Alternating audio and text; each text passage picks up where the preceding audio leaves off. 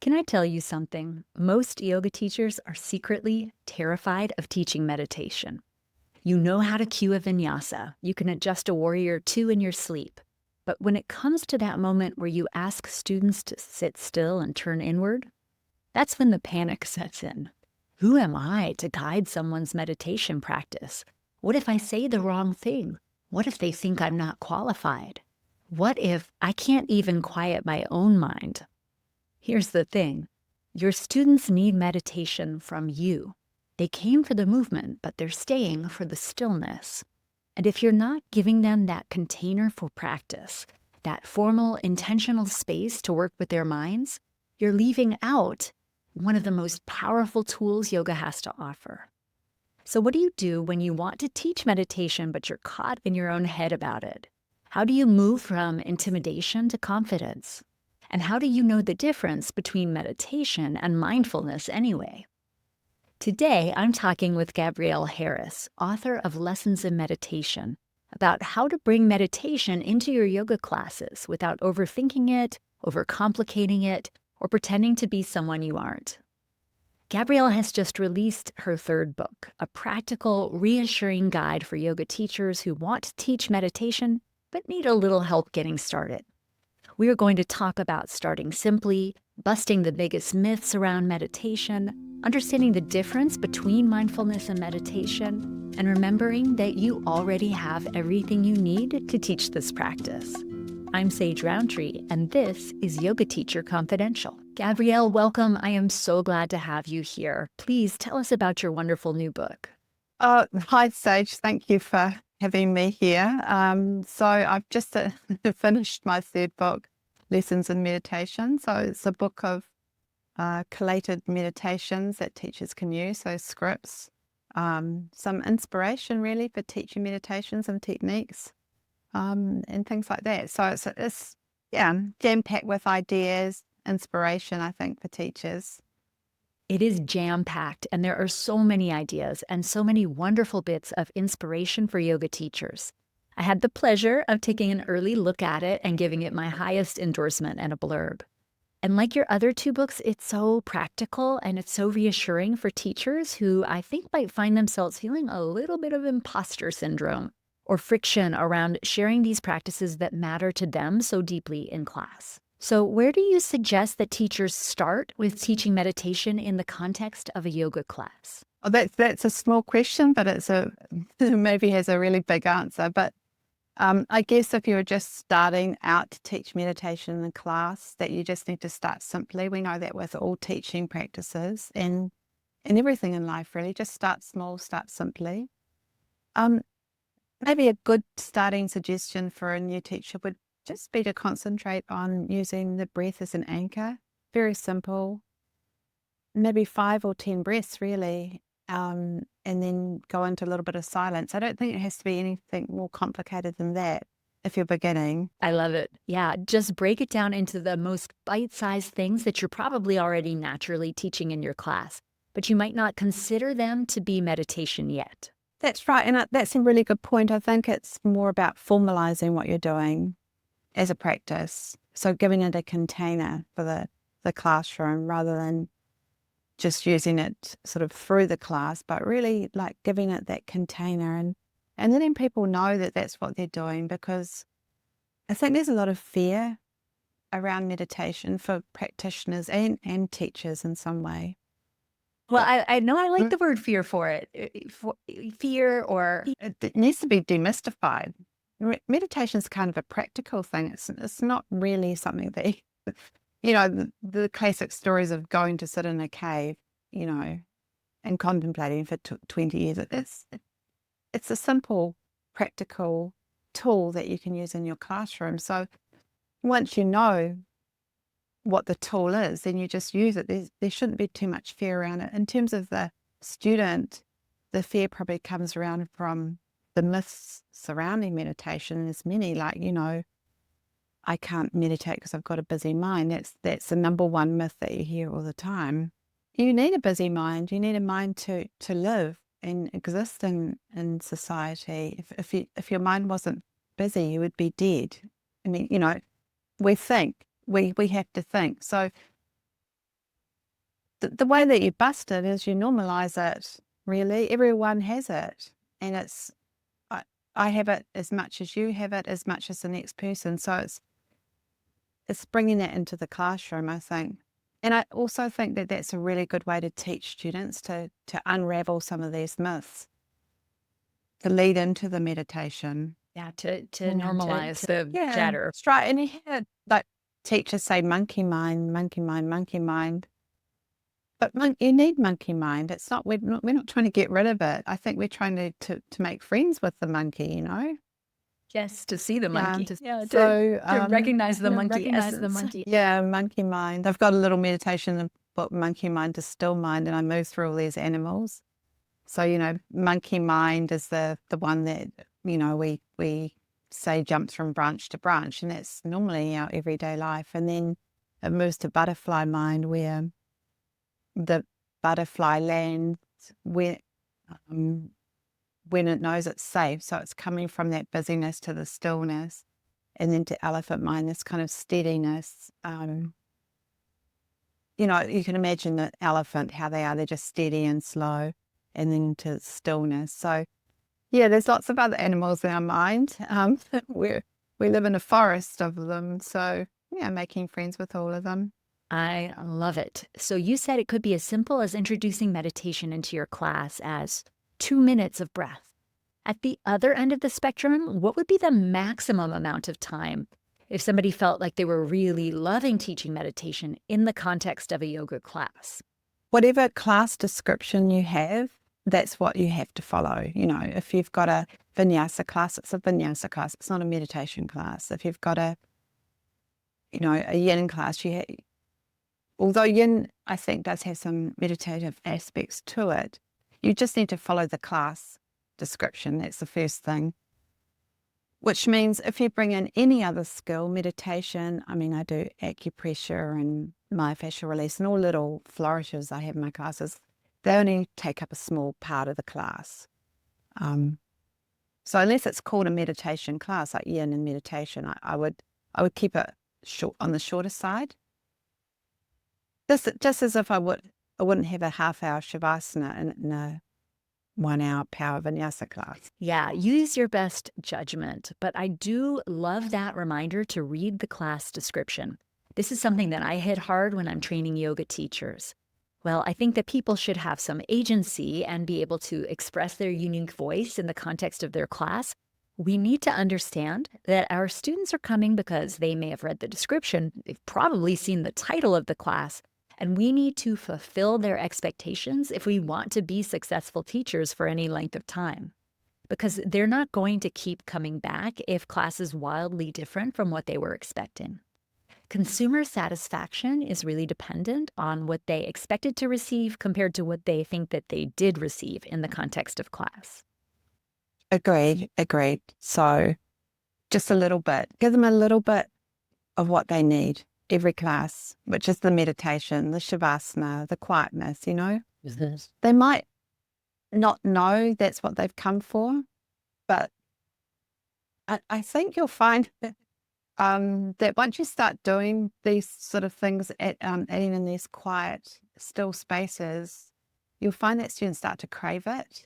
And then once they crave it, then you can take it a bit further. But just, yeah. Yep. Come for the movement, stay for the stillness. Oh, yes, that's a good catchline. Yeah, exactly.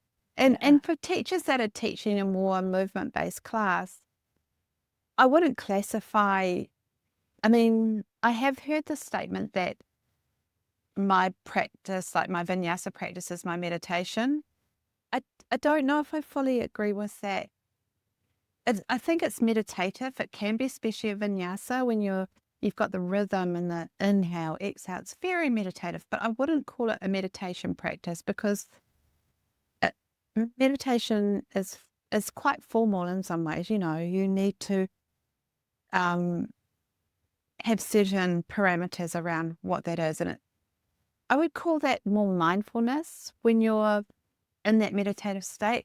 And I think there's a difference between mindfulness and meditation that teachers should really unravel and think about. Say more about that. I think mindfulness is more to do with the activity. being present to the activity, the thing that you're doing, and it being I mean, they can be combined, absolutely, don't get me wrong, but it's more, I'm doing something and I'm really present to what I'm doing, and this is happening now. There's nothing else around me. Like I'm eating something mindfully. I'm paying attention to the textures and the taste and the smell. Meditation is, I think it's more of a visit to what your mind is doing. So, and I think it has to be done not seated. I mean, seated, lying down, whatever, but in a kind of stillness. Because like if you're moving, you've got a lot of things distracting you from what's happening in your mind, I think. Could we say that meditation is watching the mind and mindfulness is watching the body in the moment? Like not just the processes of the mind, but the processes of the body. I really like it because we could call meditation the training for mindfulness and vice versa even. But I'm thinking of my own personal and professional context of training for racing endurance events and coaching athletes to race endurance events. And the training and the race are two totally different things. And the way you show up on purpose is a little different between practice and performance. I don't know that that's a fully baked thought, but I'm going to chew on that because I think there's a very interesting distinction to be made there. So what you're saying is there's a difference between training and practice, training and the event. Yes, exactly. And meditation would be the training in this analogy, right? Training for mindfulness. Mm-hmm. I think it can go both ways. Mm-hmm. I mean, if you look at Patanjali, I mean, he is a psychologist. He worked out, you know, in his 8 limbs what the order of things should be, and he says, you know, yama, niyama, asana, so pranayama, so breath work, and after that, dharana, and dhyana. Sorry, pratyahara. Yeah, there's another one. So he's saying that you can't, I think what he's saying is you can't fully sit for meditation unless you've done these steps first. And this is the training. Until you can, you know, concentrate your awareness, then you'll be in the state of well, his description means you're not meditating, you're in the state of meditation. Mm-hmm. So yeah, I agree. There's steps towards it, but with the sutras, you can go in any way. You know, one leads to another, but they also all interrelate. I'm going to keep thinking about it because I teach on pratyahara and dharana and dhyana. And when I teach about dharana and dhyana, I move my hands. I'm moving them right now. But for dharana, it's like focus on one thing. And I use the word focus when I'm thinking about that. And again, I'm always trying to wedge things into my own past experience with endurance sports. Dharana takes a whole lot of focus, especially if you're only competing against the clock. You need to be really focused on how much you can give moment to moment, but you don't have to be as reactive. It's really more about the inner work.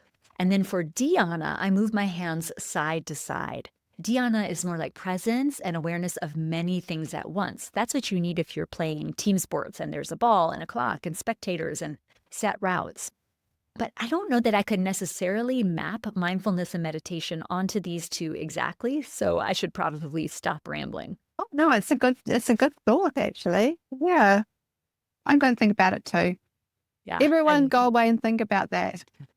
Come back and tell us in the comments.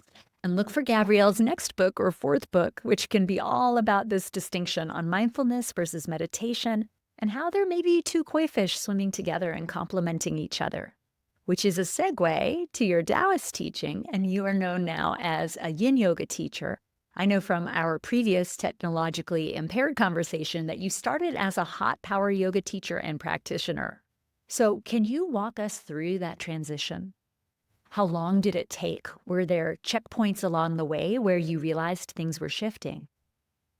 How did you come in one door and then arrive at the other? Well, it was this slow glacial process. And, you know, when I started the hot power, I was much younger, so I had that energy within me. And I think, if you're younger, maybe you should still have those types of more physical practices. But, as I got a little older, it didn't suit my body so much. I found it exhausting, and I started to seek something a little bit more slower, I guess, gentler. And, the transition happened slowly.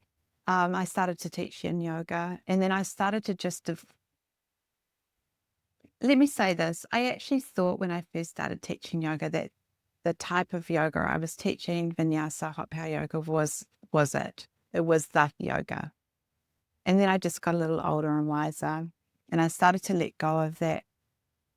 I think the biggest shift happened when I stopped associating yoga with exercise, actually. Once you stop associating it like a workout, which is what I was doing, everything shifts.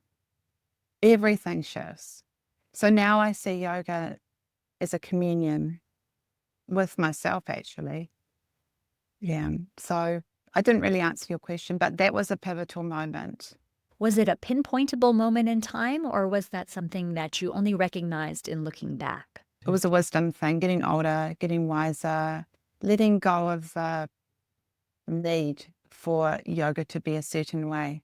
I think all these things, having some good teachers, knowing that it's okay, that there's many different ways, being able to let go of what I've been brought up in and to shift, to pivot to something else was a big thing. And I think it's a big thing for a lot of teachers to move away from their birth, where they were born into yoga, their style. So all these things added up. And so now I sit here and, even as I get even older and the meditation is becoming more fluent in my life. So I'm even moving kind of away from the asana. I love it. I love it. I think this is a very normal and natural progression, and it's one that I'm undergoing myself. And I like what you have to say about there needing to be time for yoga teachers in this unlearning, that you have to come in through one door. There's going to be a beginning style that you practice and you resonate with and that you're drawn to, and you probably do your first teacher training in that style, but it's just the entry point. And over time, there's a whole lot of places to go inside this giant room of yoga and different doors to open that move you into other rooms still. And it's a hall of mirrors, and it doesn't matter that I think we need to evolve. Everyone needs to evolve as a teacher. I think that's part of it. And if you've taken this on as a commitment, a lifelong commitment, good for you. And you're going to change and shift and morph all the way through. And that's wonderful. You should. So embrace it. Embrace the change. So beautiful. I understand that you sit down every day and get all of these gorgeous, eloquent thoughts out of your head and into the computer or onto paper. Do you write on the keyboard or on paper? Actually, it starts with the walk, I the do know. walking. But I heard somewhere on some podcast after 20 minutes of exercise, the endocannabinoids drop. And that's when you start being creative. And I can almost mark it on my walk when it's like, suddenly I am very creative. So I take a few notes when I'm walking, and then I get home and try and decipher what I've written. And so I'll sit till about lunchtime researching. I do a lot of research as well. That's a big part of it. So, I'll be carried away by a thought, but then I need to understand it more fully and then put it into the words that feel right for me. So, yeah. But it's a long process, you know that. Well, everything that I write, it's not just, I've only written maybe 2 or 3 pieces that I've just written. Yeah. I just take the piece I've written and I spend a lot of time with it. I look at the words and how they go together, the flow, I see it as a kind of poetry, really. And then the research, that's important as well to back up what I'm writing. So I like my writing to be practical. but also poetic. And I think that would be the two words that I'd describe for what I do. Yeah, I agree. As a reader of yours, yes, practical and poetic are the two twins there. And I love how that comes back to the Taoist philosophy and to the yogic philosophy about sthira and sukha. There's actionable and doable and focused on production, and also creative and fluid and inspiring and more about the rasa, less about the effect. Practical and poetic. Aren't we? Aren't we all those things? I mean, as teachers, we do have both sides in us. And I see, like when I just did a teacher training, which was marvelous, and I the students, I feel like they were there because a few of them mentioned it. There was a little bit of a fear around theming and that kind of more creative side. I mean, the funny thing is they walked away not having that, but they came in wanting that. But they just needed to be reminded that we all have it already within us, all this beautiful creativity, all these beautiful words, and it's there, maybe a few tools to implement them. But I think there is a little fear around moving beyond the asana. We've got a book like called that. I don't I know. do. Have you experienced that? Because that's a big thing, isn't it? Like you can teach asana, but then what can you add to that? I think many people come to be yoga teachers, asana teachers, because they resonated with things other than the asana in class. Maybe they came for the asana, but they stayed for the message. They came for the movement and they stayed for the stillness. And what's elevated yoga's importance to them to the point where they wanted to share it, where they felt the vocation to share it with other people. And then they get locked up in their own heads around it, maybe by thinking, who am I to share ancient wisdom? Who am I to put myself forward as somebody who holds any wisdom at all? And I think we layer in, at least as women, this kind of trained imposter syndrome and shrinking. Perhaps men are more confident, preaching from the pulpit. But one thing that Alexandra and I have seen when we talk to people about our books, Teaching Yoga Beyond the Poses and Teaching Yoga Beyond the Poses Volume 2, is that they really want to be that teacher. And they feel like there's a disconnect between the lies that they know they're with themselves 24/7 and thinking all the monkey brain thoughts and, cursing at traffic and eating potato chips or whatever vices they perceive that they have. And then the elevated teacher up on a pedestal that they may use their rose-colored glasses to see their own teachers through. And I think there needs to be some kind of collapsing of these two and acceptance of the fact that we can be flawed individuals and still be helpful. And we can feel a little bit unsure about a message, but still share it with others to benefit them in a way that's going to be useful to them. Well, no, I think you've touched on a few things there. One's imposter syndrome, right? And this is a big one for many teachers. And I think, especially in the beginning, you look outside of yourself to those who have the answers.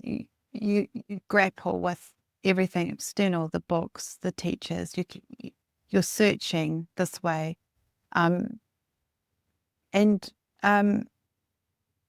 but really our first teacher is ourselves. So, and this is like if you talk about the word guru, which means to remove the darkness. The word guru is now sort of commonly known as the word teacher, but it did sort of mean someone who removes the darkness from you, who removes that darkness. We are our own guru. Like we all have within us this inner teacher. And like, if you talk about imposter syndrome, I think it could relate to the fact that you are looking outwards to others for what you want to teach or train your classes. And, what we want to be as teachers is authentic. And authentic is kind of, I love this analogy. It's based on the word sincere. Sincera. The Latin means to cover with wax. So in the olden days, dishonest sculptors would cover their sculpture where it's cracked with wax. So they were covering over the layers, the flaws. And so to be authentic, it means to remove the wax, to remove the layers that you're covering yourself over with. So I think that one way to help people with imposter syndrome is to help them remember that they have everything they need within them, and to stop looking outside for the teachers and the gurus and the answers, and move from the inside out. I don't know if that helps. I hope it does. One of my biggest messages for teachers, I want them to remember, just to remember that they have everything that they already need within them. I love it. I love it. Thank you for the etymology lesson too. That's worth the price of admission right there. It's absolutely wonderful. So if a teacher is wanting to be sincere without the wax covering up the pockmarks in the marble, and they want to start to introduce either theming or meditation in their classes, we've already given them the advice. Maybe you start with the breath just for 2 minutes. What's another quick tip or action item that could be a baby step for them? Well, you know, it really does help to plan. And if you don't go into your class or your meditation with an intention, then it's waffle. It becomes waffle. Mm-hmm. So an intention is nothing more than a pinpoint. It's a focus. So just take one word and use that as your theme for meditation, like trust, and that will keep you focused. So that was another point I want to make. You need to have a focus for your meditation, because in fact, different techniques will elicit different responses, really. So you're the teacher, you're putting a stimulus in, and from the stimulus, there'll be a reaction, a response, maybe is a better word, yeah.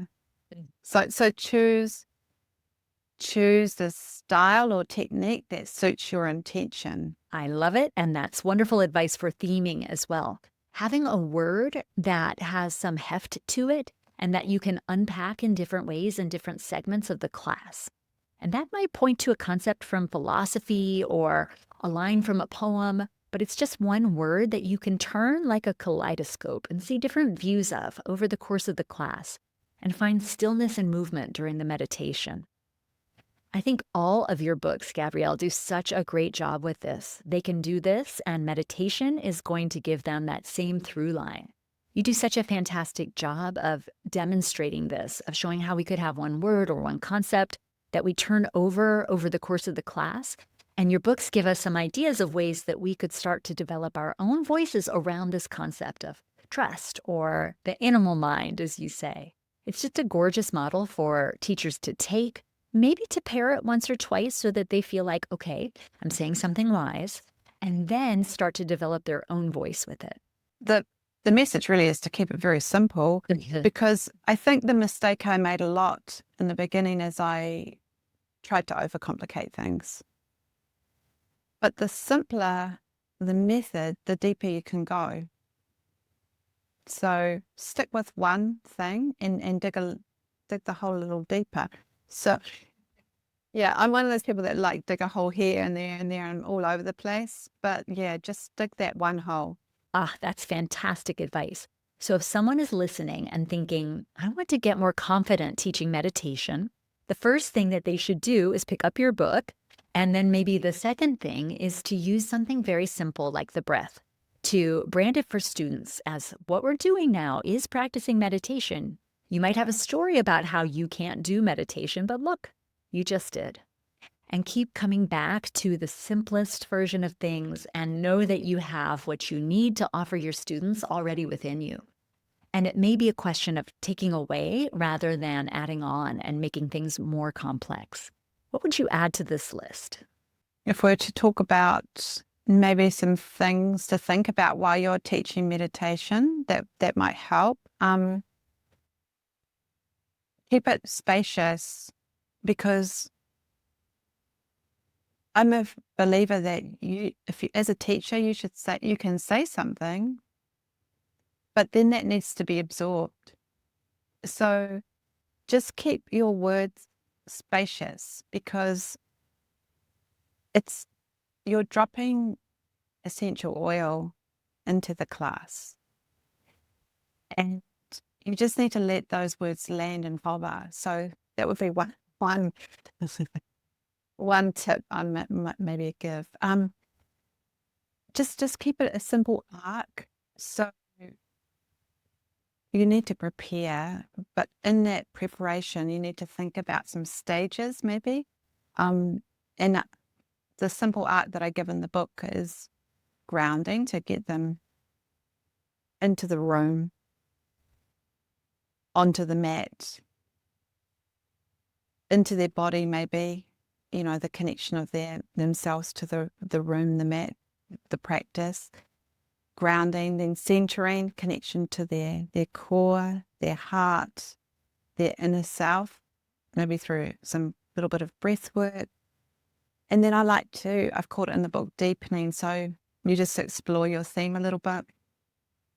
The theme's been introduced already in the first two stages, but now you've got to explore it a little more. And then in an ending, I think, it's a story. You're telling a story. And when people have finished a meditation, they're in it, you've hopefully maybe moved them to a different state. So the exit is part of it, you exit with care. Take your time to integrate them back into themselves, their body, their world. I mean, I've got lots of tips, but I think I've got to say before any of that, you need to be meditating yourself. I think the statistics show you only need to do 7 minutes a day. I think they worked that out through Navy SEALs. Navy SEALs, is that a thing? Yeah, that's what they're called. They worked out that in 7 minutes was the optimum time to get all the benefits from meditation. Well, that's heartening to hear. That feels very doable. And I think many of us are capable of doing that. Yeah, I thought it was a little bit longer, but apparently that's it. So if you can just put your timer on for 7 minutes and just see what happens, see what arises for you, because that will also give you the teachings. Like this morning, I was meditating and I had some thoughts that weren't, I wasn't that pleased with them. I thought they were a little bit,